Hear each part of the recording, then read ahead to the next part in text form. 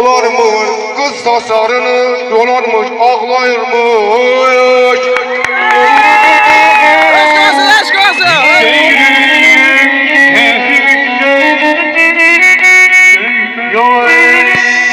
Sapimizde döydede ellerine kurbanlayan onu mu dede, onu mu dede?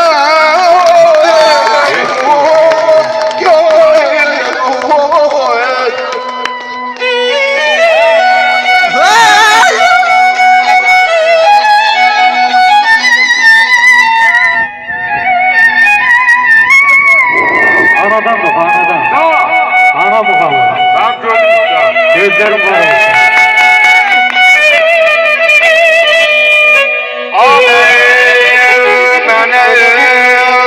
Lay lay solmuzdan ana Körpe vakti ana Mene lay lay solmuzdan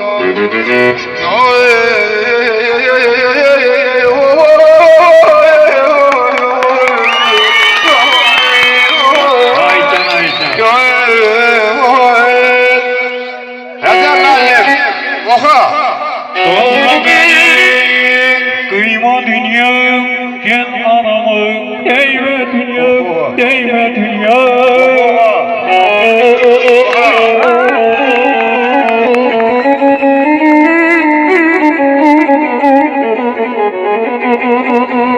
Doğma beni, kıyma dünya, gen anamı, değme dünya, değme dünya.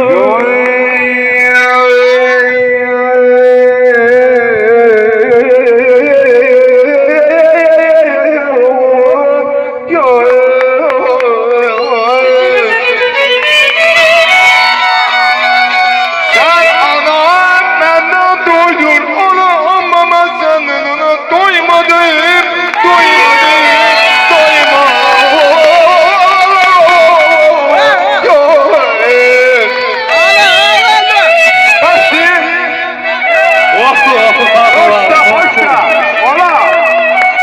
Kanalan yardım açtım abası.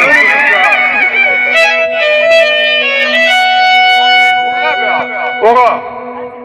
Hiç güneştin ne aydım anamını layladım anamını layladım layladım.